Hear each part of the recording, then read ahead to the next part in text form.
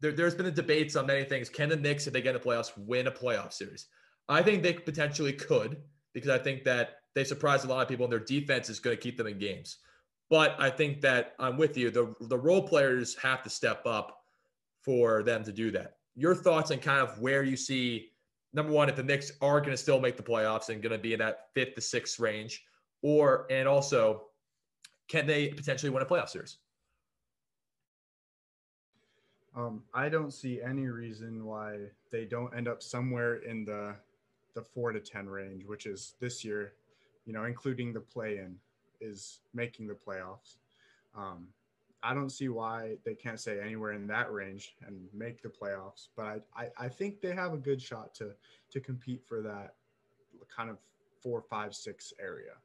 Um, because, like you said, I think this is going to be the biggest thing is their defense, and because you can always be consistent, I feel like on defense, or you can always defense. It's effort, it's effort, and you can you can have off shooting nights.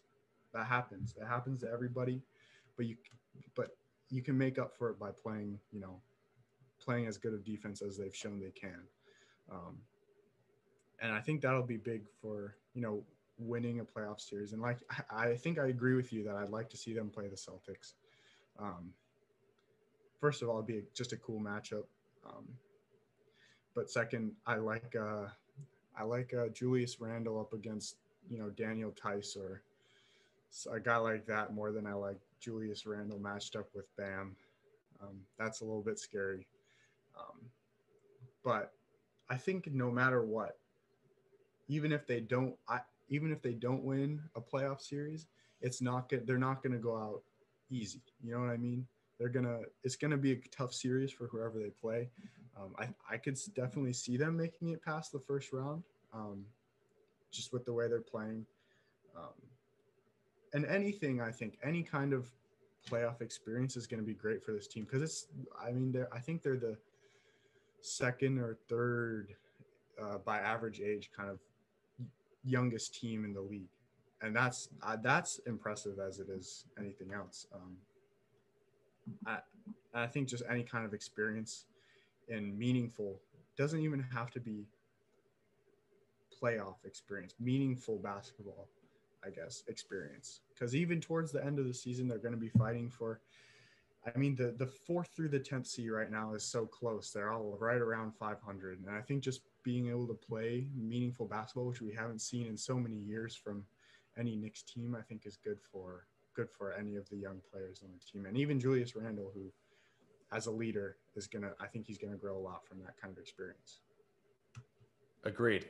Let's talk about the last thing I want to wrap up this whole segment is there's been people saying, okay, we need to get Russell Westbrook at the trade deadline. We need to get Bradley Beal. We need to bring in a new star. We need to get Andre Drummond in there and that kind of stuff. Number one, I think Andre Drummond's probably going to go to Brooklyn if anywhere, or the Lakers, one of the two. I see Hassan Whiteside more going to the Lakers if I'm to be honest there. But I don't think the Knicks really need to just bring in a guy midway through the season like Westbrook. And look, I personally like Westbrook. I love the way he plays, but I don't think right now we need him. Like Bradley Beal, I actually would be okay with because I think he's very easy to play with. But I also think it's more important and to develop the younger talent this year, get them the experience. Then if you want to make a move in the offseason, fine. But I think right now this team's doing well. I think, and they're right now in playoff contention. Right now, they're the fifth seed, right? So I want to ask you: do you think it's more important for them to say at the trade deadline we get some big star, or develop the youth, get into some playoff experience, then get an asset if you deem it necessary for years to come after that? I've always personally been big on like growing from the draft and picking up young players and letting them fill out into stars. And because I think that's just, and it's not always the easiest way to do it, but I think it's so much more meaningful and can be so much more valuable than kind of just being a buyer at the trade deadline. Um, I think maybe there could be I think if they really wanted to be buyers at the trade deadline, they go for like 6th, 7th, like man kind of players who can fill a role.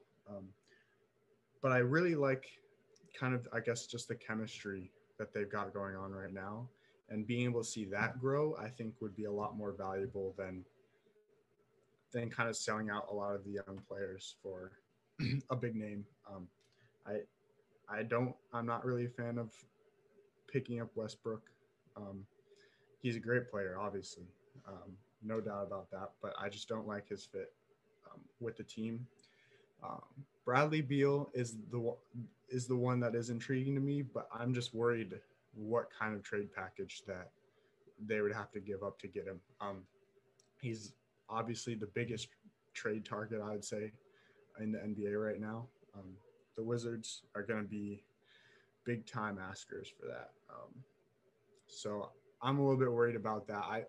I'm super hesitant, especially, I mean, it's the same thing we saw with the Carmelo Anthony trade all those years ago, giving up a bunch of first rounders, young players.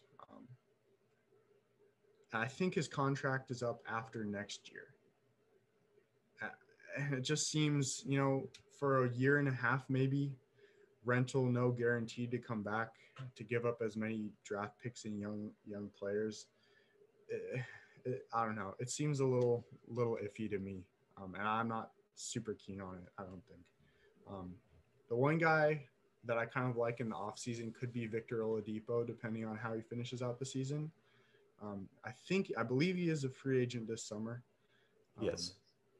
I think he could fit in pretty well, especially alongside. He's a good shooter, good defender. Alongside Julius Randle, I think he would fit well. But that's not like I want Victor Oladipo on the Knicks kind of thing. That's like if we had to go chase a big name this summer, I think that's probably who I would decide to go with. Right. And the thing is, if you like that clip from the Shred Takes podcast show, like and subscribe to the channel, and also look at the description below for full episode details.